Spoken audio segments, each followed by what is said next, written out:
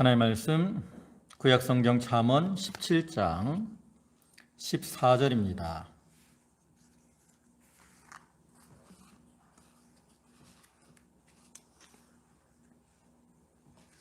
잠언 17장 14절 구약성경 페이지로는 929쪽.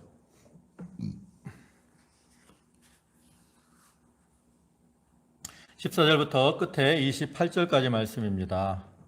한 절씩 교독하겠습니다. 다투는 시작은 둑에서 물이 새는 것 같은즉 싸움이 일어나기 전에 시비를 그칠 것이니라.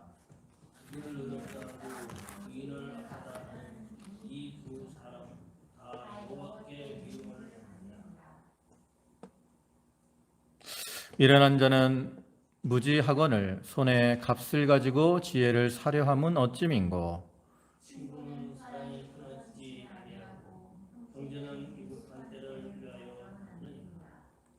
지혜 없는 자는 남의 손을 잡고 그의 이웃 앞에서 보증이 되느니라.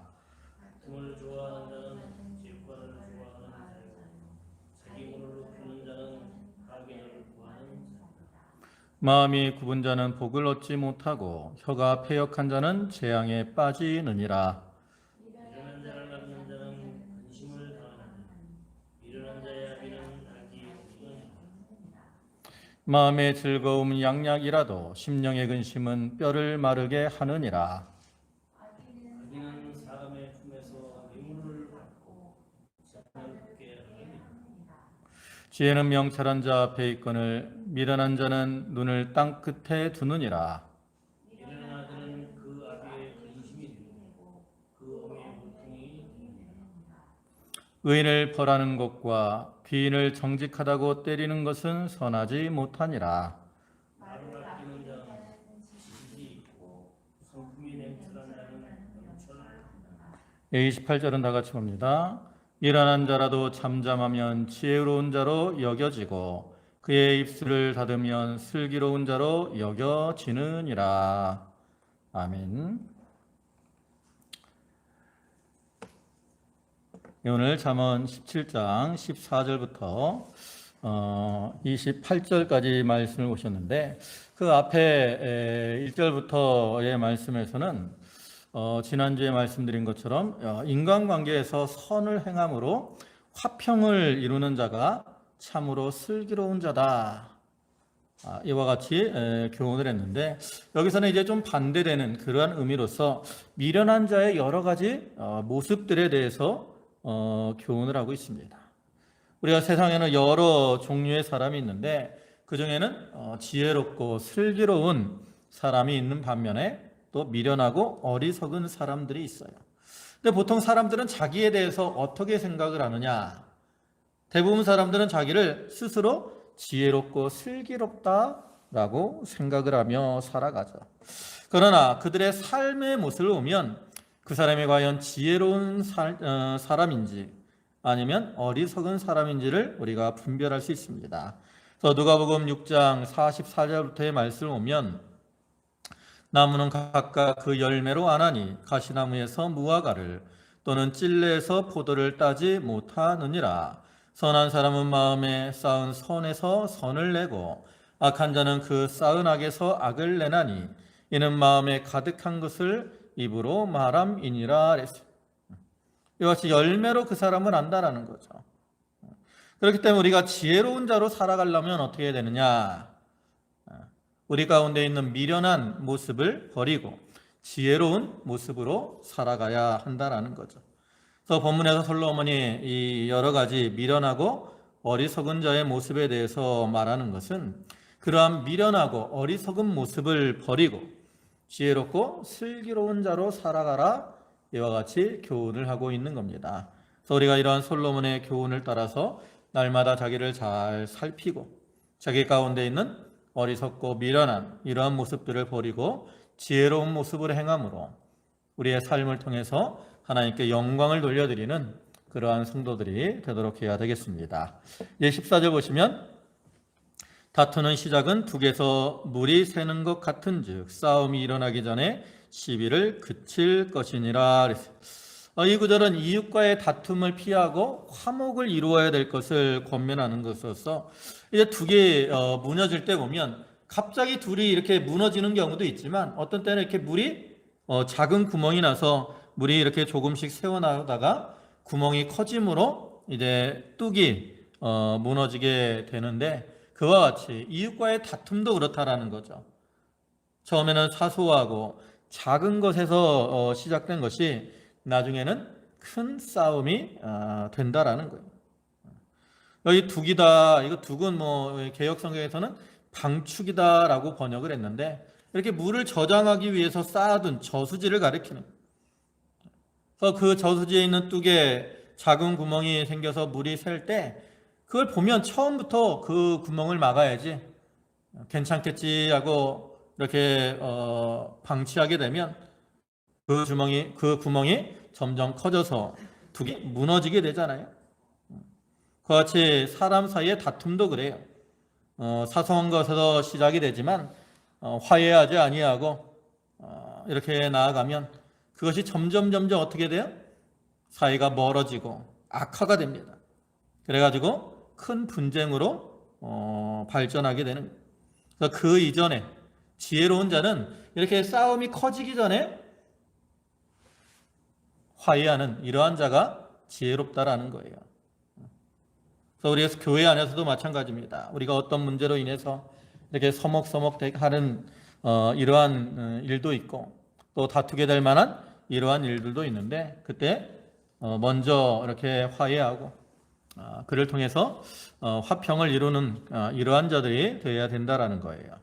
15절에는 악인을 의롭다 하고 의인을 악하다 하는 이 두 사람은 다 여호와께 미움을 받느니라 그랬어요.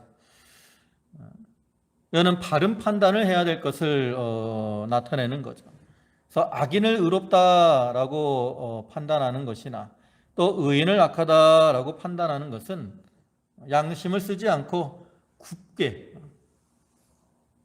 삐뚤어지게 판단을 하는 것이기 때문에 그러한 자들은 다 하나님께 미움을 받아요.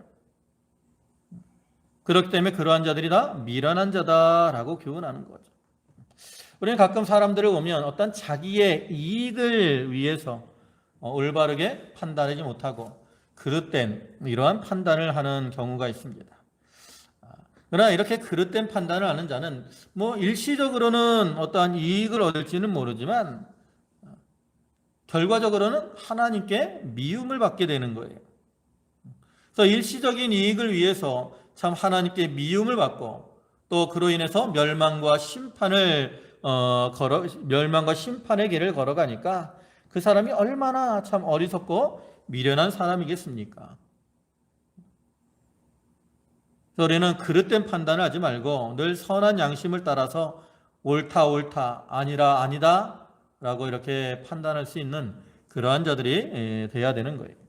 그 다음에 16절에는 미련한 자는 무지하거늘 손에 값을 가지고 지혜를 사려함은 어찌민고. 이것은 어떤 세상 것이나 물질을 가지고 지혜를 얻으려고 하는 자들, 여기서 말하는 지혜는 하나님의 지혜를 가리키는데 하나님의 지혜를 어떠한 세상의 것이나 물질을 가지고 얻으려고 하는 자들은 미련한 자라는 거예요. 이 하나님의 지혜는 어떤 돈을 주고 살 수 있는 게 아닙니다. 오늘날 이 시대가 황금 만능주의 시대가 되어서 사람들은 돈이면 다 되는 줄로 알고 생각을 하죠. 그러나 이 세상에서도 돈이 있다고 모든 게 다 되는 게 아니에요. 본문에서 말씀하고 있는 것처럼 돈이 있다고 지혜를 살 수 있는 것도 아니고요. 또 돈으로 건강을 살 수 있는 것도 아닙니다. 여러분 부자들 가운데 부자라고 병이 안 납니까? 물론 이제 부자라면 병이 났을 때 좋은 의사, 뭐 좋은 어떠한 의료 기술들을 가지고 치료는 좀 더 다른 사람보다는 더 잘할 수는 있겠죠. 그래도 이 부자들도 병에 걸리기도 하고 또 병 때문에 죽기도 해요. 그러니까 이걸 보면 돈으로 어떠한 건강을 살 수 있는 게 아니라는 걸 알 수 있죠. 이렇게 인간의 건강도 돈으로 살 수 없는데 하물며 이 하나님의 지혜를 돈으로 살려고 하는 것, 그게 얼마나 참 미련하고 어리석은가, 이걸 말하는 거예요. 또 사도행전 8장을 보면 그 이제 7장에 나타난 스데반의 어떤 핍박으로 인해서 예루살렘 교인들이 이제 사방에 흩어지게 되죠. 그때 이 빌립 집사가 사마리아에 가서 복음을 전하게 됩니다. 그러니까 사마리아에서 복음을 전할 때 많은 능력과 역사가 일어나고 많은 사람들이 이제 예수를 믿게 돼요. 그래서 이제 예루살렘 교회가 베드로와 요한을 사마리아 교회에 보내게 되죠. 근데 그 베드로와 요한이 사마리아에 가보니까 아직 이 사마리아 사람들이 믿긴 하는데 성령을 받은 사람들이 없다고. 그래서 베드로와 요한이 거기서 이제 안수를 하니까, 안수하고 기도해 주니까 성령이 임하는 이러한 역사가 일어난다고. 근데 그 모습을 본 그 사마리아 성에 사는 이 마술사인 시몬이라는 사람이 베드로에게 와서 내가 돈을 줄 테니까 나에게도 그러한 은사를 줘서 내가 안수하면 다른 사람이 성령을 받게 해주십시오라고 간청을 한다라는 거죠. 그러니까 베드로가 그 사람을 이제 네가 돈을 주고 성령의 은사를 받을 줄로 아느냐, 이렇게 책망을 하게 되는데, 우리가 그 모습을 보면 참 미련하다 이렇게 느끼잖아요. 그와 같이 오늘날에도 우리가 하나님의 지혜, 은사, 이거는 돈으로 살 수 있는 게 아닙니다. 오직 믿음으로 행하는 자에게 하나님께서 은혜로 주시는 것이죠. 또 17절에는 친구는 사랑이 끊어지지 아니하며 형제는 위급한 때를 위하여 낳느니라. 여기 친구, 형제가 나오는데 이걸 이제 같은 뭐 사람으로 볼 수도 있고 또 다른 사람으로도 볼 수 있는데, 우리가 이제 좋은 친구는 형제와 같이 유익한 것을 나타내는 겁니다. 우리가 살아가면서 이렇게 좋은 친구를 사귀게 되면 그 친구는 평상시에도 그 사랑이 끊어지지 않아요. 그리고 무엇보다 어려울 때에 참 형제와 같이 큰 도움이 된다라는 거죠. 우리가 성경에서 가장 좋은 친구의 모본이 누굽니까? 바로 다윗과 요나단의 관계죠. 요나단의 아버지인 사울은 다윗을 죽이려고 하지만 이 요나단은 다윗을 끝까지 사랑해서 자기 아버지 사울이 다윗을 죽이려고 할 때도 다윗과의 의리를 저버리지 않고 그를 위해서 위기에서 구원해 주죠. 그래서 다윗도 그 요나단에 대한 그러한 요나단을 사랑해서 그가 죽었을 때 애통해하고 또 그의 아들에까지 사랑을 베풀어주는 이러한 모습을 볼 수 있어요. 그러니까 우리도 다른 이들에게 우리가 좋은 친구를 사귀어야 되고요. 또한 무엇보다 우리가 다른 이들에게 좋은 친구가 되어서 그 사람이 어렵고 힘들 때 돌아보는 이러한 자들이 되어야 되는 겁니다. 그다음 18절에는 지혜 없는 자는 남의 손을 잡고 그의 이웃 앞에서 보증이 되느니라. 우리가 잠언을 보면 이 보증을 금하는 이러한 내용들이 여러 군데 나오죠. 근데 이것은 이제 좀 분별력 없이 성급하게 하는 이러한 보증들을 하지 말라고 경고하는 것. 우리가 분별력 없이 함부로 남의 보증이 되게 되면 그로 인해서 자기도 해를 당하기 때문에 그러한 자는 미련하고 어리석은 자다라고 말을 하는 거예요. 또 잠언 6장 1절과 2절에서도 내 아들아 내가 만일 이웃을 위하여 담보하며 타인을 위하여 보증하였으면 내 입의 말로 내가 얽혔으며 내 입의 말로 인하여 잡히게 되었느니라. 이렇게 남의 무분별하게 보증하게 되면 그로 인해서 자기가 얽히게 되고 또 잡히게 된다라는 거예요. 그러니까 우리가 남을 보증할 때는 자기가 좀 감당할 수 있는 정도만 해줘야 되고요. 또 어떤 그 손해를 보더라도 상관이 없다, 이러한 마음이면 해줘도 돼요. 그렇지 않으면 보증을 해주면 잘 되면 좋은데 결과가 잘 안 될 때가 많잖아요. 그래서 잘 안 되게 되면 자기도 물질적으로 손해를 보고 또 보증해준 사람, 그 사람과의 관계도 깨어지기 때문에 오히려 그것이 큰 손해가 되고 마는 겁니다. 19절에는 다툼을 좋아하는 자는 죄가를 좋아하는 자요 자기 문을 높이는 자는 파괴를 구하는 자니라 그랬어요. 이렇게 어떤 문제를 만났을 때 이렇게 다툼으로 해결하려고 하는 사람, 이런 사람 무엇을 좋아하는 거예요? 죄과를 좋아하는 자다 그랬어요. 죄를 좋아하는 거라는 거죠. 그렇기 때문에 그러한 자들은 미련하고 어리석은 자라는. 좀 어떤 다툴 일이 있을 때, 어떤 문제가 있을 때, 좀 자기가 손해가 나더라도 자기를 낮추어서 다툼으로 하지 말고 화평한 이러한 방법으로 해결하는 것이 가장 좋은 것이고 지혜로운 모습입니다.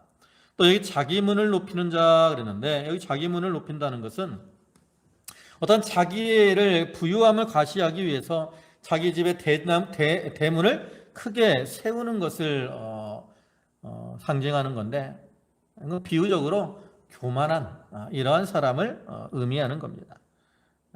또 이렇게 교만한 자는 사람들에게나 하나님에게 미움을 받는 것이기 때문에 그것은 파괴를 구하는 것이 된다라는 거죠. 또 바로 앞에 잠언 6장 18절에서도 교만은 패망의 선봉이요 거만한 마음은 넘어짐의 앞잡이니라 그랬어요. 하나님은 교만한 자를 미워하신다라고도 말씀하잖아요. 우리가 이 교만하게 행하면 하나님의 미움을 받고 그로 인해서 스스로를 파괴하는 것이 되는 거예요. 1절에는 마음이 굽은 자는 복을 얻지 못하고 혀가 패역한 자는 재앙에 빠지느니라 그랬어요. 이 구절은 어떠한 지혜의 훈계를 무시하고 교만하게 행하는 자, 그러한 자들은 결국에는 비참한 종말을 당할 수밖에 없다라는 것을 밝힘으로써 우리가 이 지혜의 훈계에 겸손히 순종하고 나갈 것을 교훈하는 거죠. 그래서 마음이 굽은 자는 어떤 거예요? 마음이 삐뚤어져 있어요. 패역하고 거짓된 이러한 자들을 가리키죠.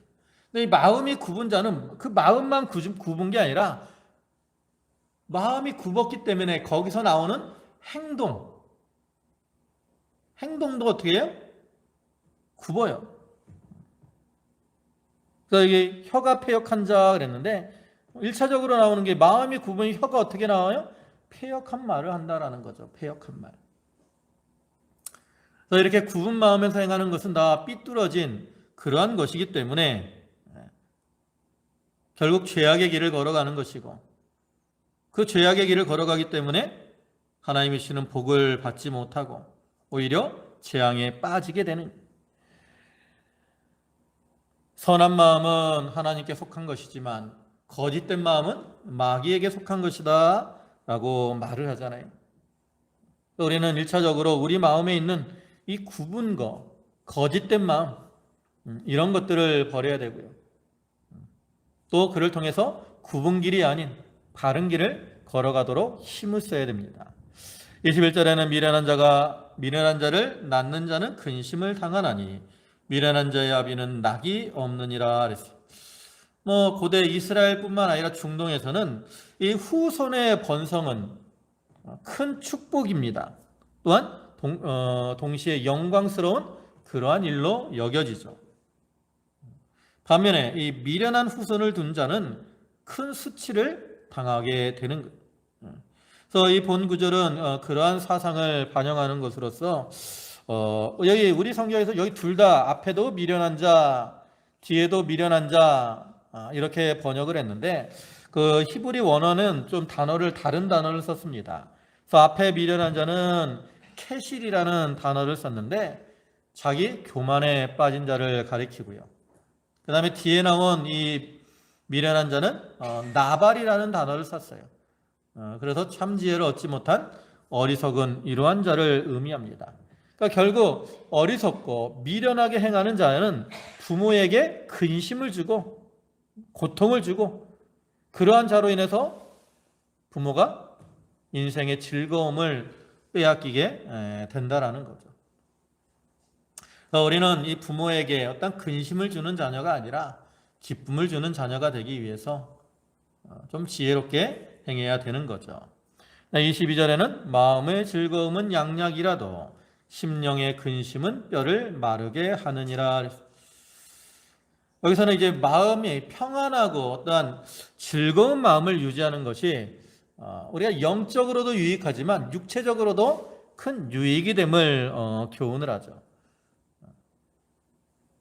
그리고 우리가 그러한 마음의 즐거움을 얻기 위해서는 어떠한 세상의 것을 따라가려고 하지 말고 하나님을 경외하는 가운데 하나님 안에서 이러한 기쁨과 즐거움을 누려야 될 것을 교훈하는 겁니다. 우리가 많은 사람들은 세상의 것으로 즐거움을 얻으려고 하죠. 그러나 이 세상의 것은 잠깐 있다가 사라지기 때문에 오히려 그것을 의지하는 자들은 근심이 더 커질 수밖에 없는 거예요. 그래서 우리는 세상 것으로 기뻐하며 즐거워하려고 하지 말고 하나님을 경외하는 가운데 하나님을 가까이 하고 하나님 안의 삶으로 하나님이 주시는 기쁨과 즐거움을 누리며 살아야 돼요. 요한복음 14장 1절을 보면 예수님께서 너희는 마음에 근심하지 말라. 하나님을 믿으니 또 나를 믿으라 그랬어요. 이 말은 뭡니까? 너희가 하나님을 믿고 나를 믿으면 또 하나님을 믿고 하나님 안에 거하고 나를 믿고 내 안에 거하면 너희가 근심하지 않을 것이다. 이러한 의미를 가지고 있는 거거든요. 왜냐하면 하나님은 우리에게 평안을 주시는 그러한 하나님입니다.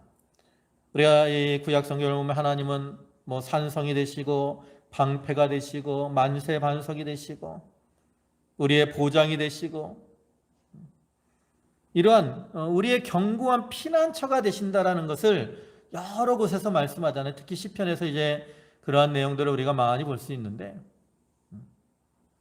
하나님이 이렇게 견고하시고 안전한 그러한 만세 반석이 되시기 때문에 우리가 그 안에 들어가면 염려와 근심이 없습니다. 그리고 거기서 기쁨과 즐거움을 누리며 살아갈 수 있는 거예요. 우리가 세상 말에도 사서 고생한다 이러한 말이 있어요. 이 말처럼 우리는 늘 쓸데없는 어떠한 세상 걱정으로 인해서 스스로를 아프게 하고 또 고통스럽게 할 때가 많이 있는데 그러한 자들은 참으로 미련하고 어리석은 자라는 거죠. 그래서 우리는 이러한 세상 근심 걱정 다 내려놓고 이제 하나님 안에서 하나님 앞에 나아가서 하나님과 동행하며 또 하나님 앞에 모든 것을 맡기고 살아가므로 하나님이 주시는 영적 평안, 기쁨, 즐거움을 누리고 또 그를 통해서 육신도 이렇게 건강하게 살아가는 그러한 자들이 되어야 되는 겁니다. 그 다음에 이 23절에는 악인은 사람의 품에서 뇌물을 받고 재판을 굽게 하느니라 그랬어요. 이건 재판을 굽게 하는 자가 결국은 악한 자다. 뇌물을 받고 재판을 굽게 하는 자가 악하고 미련한 자다. 이렇게 말을 합니다. 이 뇌물을 받고 이 재판을 굽게 하는 자들은 왜 재판을 굽게 합니까?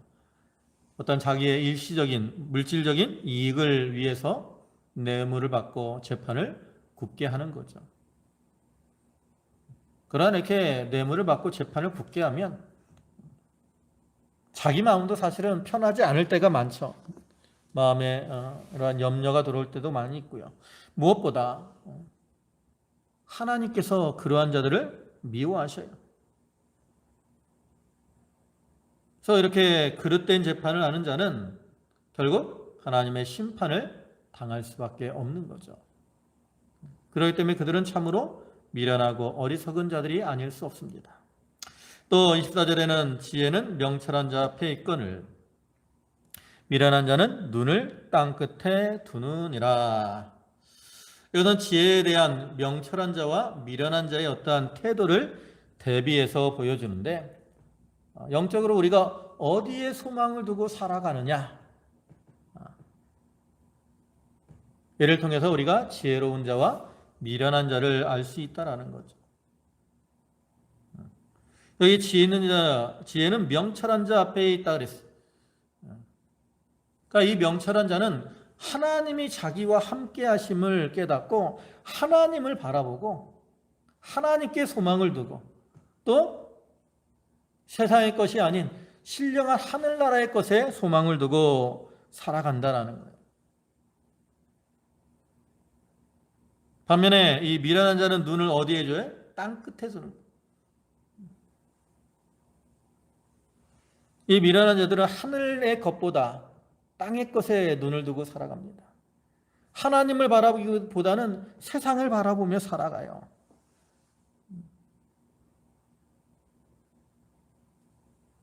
그런 얘기가 있잖아요. 어떤 이 동네에서 어떤 사람이 길을 가다가 길에서 뭐 금반지를 하나 주웠다고 이제 동네 사람들한테 자랑을 했어.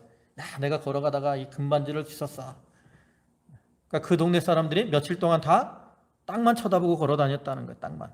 혹시 나도 금반지 주술까 해서. 우리가 그와 같이 이 세상의 것, 땅에 소망을 두고 살아가는 자들은 멀리 바라보지 못하고 신령한 것을 바라보지 못하기 때문에 그러한 자들은 마음속에 염려와 근심 가운데 살아갈 수밖에 없고 기쁨과 즐거움을 잃어버리게 되는 거죠. 우리가 이 땅의 것을 바라보고 사는 자는 미련한 자고요. 신령한 것, 하늘의 것을 바라보고 사는 자들이 참으로 지혜로운 자다 교훈을 하는 거예요. 그 다음에 25절에는 미련한 아들은 그 아비의 근심이 되고 그 어미의 고통이 되느니라. 이건 앞에 21절과 의미가 비슷합니다. 앞에 21절에서는 미련한 자를 낳는 자는 근심을 당하나니 미련한 자의 아비는 낙이 없느니라 그랬고요. 또 여기서도 미련한 아들은 그 아비의 근심이 되고 어미의 고통이 된다 그랬어요. 그러니까 미련하게 행하는 자는 그 부모에게 근심이 되고 고통이 되는 거예요. 그래서 우리 자녀들은 이 부모의 말을 잘 듣고 어떤 부모가 하는 권면, 충고 이런 것들을 잘 듣고 지혜롭게 살아가야 돼. 그래야 부모에게 기쁨을 주는 거죠. 그 다음에 26절에 의를 벌하는 것과 귀인을 정직하다고 때리는 것은 선하지 못하니라 그랬어요. 이거는 이제 앞에 24절과 연결이 되는 거죠. 24절에서는 재판에 대해서 이렇게 23절과 연결이 되는 것으로서 그 23절은 재판에 대해서 이렇게 바로하지 못하는 자가 미련한 자다 이렇게 말씀을 했는데 여기서는 이제 그 어떤 형벌, 올바르지 않게 처벌하는 것 이것도 하나님의 공의를 무시하는 것이기 때문에 악한 것이고 미련한 자라는 의로운 사람, 의인을 벌하는 것 이거는 의인은 죄가 없는데 그러한 사람을 벌하는 것은 어떻게 돼요? 왜 벌을 합니까? 어떠한 자기의 이익을 위해서 아니면 미워하는 이러한 마음으로 벌을 하게 되는 거죠. 또 귀인을 정직하다고 때리는 것 그랬는데 여기 귀인이라는 것은 어떤 높은 사람이라는 개념보다는 인격적으로 좀 훌륭한 이러한 사람을 가리켜. 인격적으로 훌륭한 사람을 이렇게 특별히 정직하다고 때려. 거짓말한다고 때리는 것도 아니고 정직하다고 때린다고. 근데 가끔 사회에서 그런 일들이 있어요. 정직하게 말하면 오히려 다른 사람들이 손가락질을 하는 경우가 있다고. 우리가 가끔 뉴스에 보면 내부 고발 이런 일들이 나오잖아요. 그래서 내부에서 어떤 잘못된 일이 있을 때 그것을 고발하는 이러한 사람들이 있는데 이 내부에 잘못된 것을 고발하는 게 잘한 일이거든요. 우리가 볼 때는 잘한 일인데 그 내부에 있는 사람들은 그로 인해서 자기들의 피해를 봤다 그래가지고 그 내부 고발한 사람을 미워하고 손가락질한다고. 그게 바로 정직하다고 때리는 거죠. 그러나 이렇게 행하는 것은 여기 선하지 않아요. 선하지 않다라는 것은 결국 악한 행위고 미련한 것이고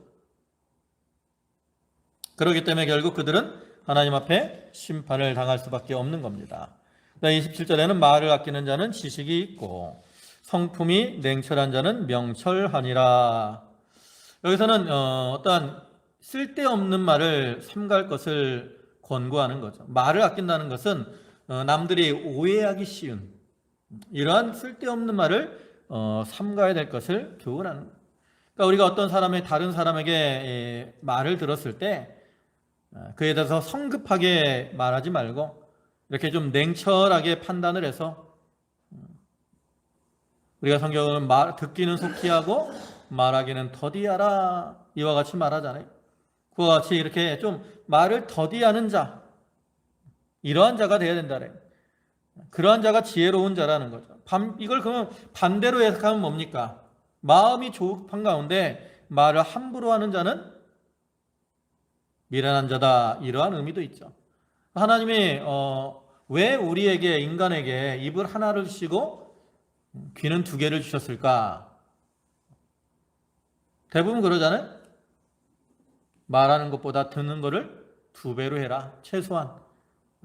그래서 성경에서는 말하기는 더디하고 듣기는 속히 하라, 이와 같이 교훈을 하는데, 그래서 우리가 이렇게 늘 심령이 고요한 가운데 다른 사람의 말을 들었을 때 이렇게 성급하게 하지 말고 말을 아끼고 늘 삼가 조심해야 되는 거예요. 마지막으로 28절에도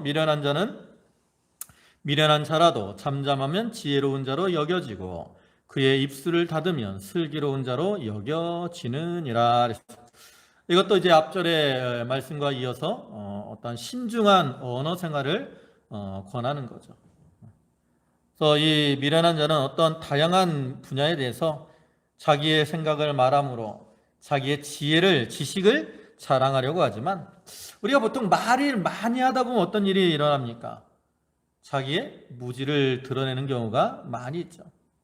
그러나 좀 자기가 지식이 없는 이러한 사람일지라도 입을 닫고 잠잠하게 있으면 실수할 가능성이 말을 하면 실수를 하지만 말을 하지 않으면 실수를 하지 않게 되고 실수를 하지 않으니까 자기의 무지를 드러내지 않게 되기 때문에 그로 인해서 화를 면하게 되고 또 다른 사람들에게도 저 사람은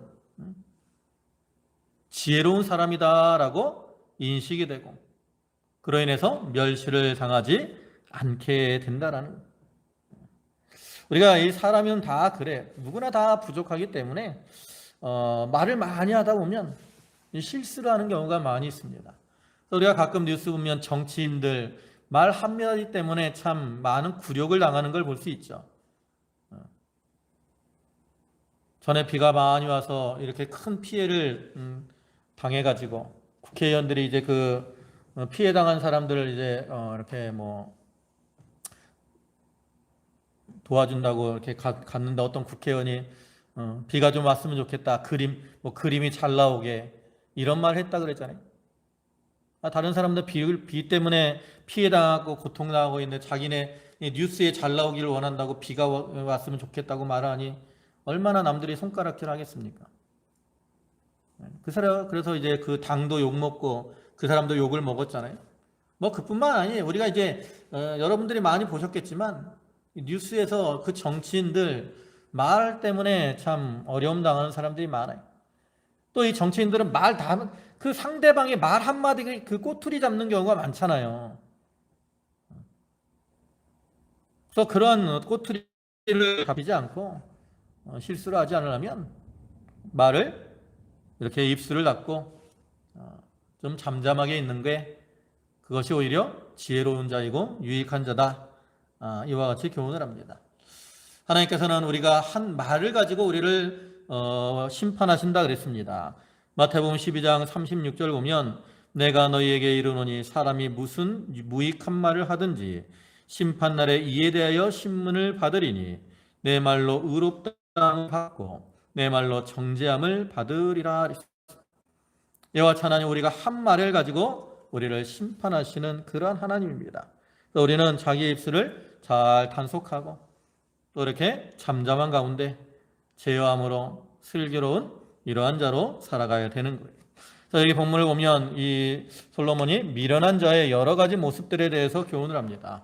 또 다투기를 좋아하는 자, 또 그릇되게 판결하는 자, 또 세상 것으로 지혜를 사려고 하는 자, 또 분별력 없이 보증하는 자, 또 교만하며 마음이 굽은 자, 세상 것에 소망을 두고 사는 자, 또 조급하며 말을 함부로 하는 이러한 자들이 다 미련한 자다. 이렇게 교훈을 하고 있는데, 우리가 이처럼 미련한 자의 모습을 우리가 잘 기억하고, 우리가 그러한 미련한 모습을 떠나서 지혜롭고 슬기롭게 행함으로 하나님을 기쁘시게 하고 또 하나님을 영화롭게 하는 그러한 성도들이 다 되도록 해야 되겠습니다. 기도하시겠습니다. 전능하시고 만유의 주제가 되시며 자비와 사랑과 긍휼이 풍성하신 주님, 오늘도 말씀을 통해서 저희가 미련한 자가 아니라 지혜롭고 슬기로운 자로 살아가라고 교훈하여 시오니 주여 감사를 드립니다. 아버지 하나님, 저희가 다투기를 좋아하는 자가 되지 않게 하시고 그릇되 판결을 하며 세상 것으로 지혜를 사려고 하는 자가 되지 않게 하여 주시옵소서.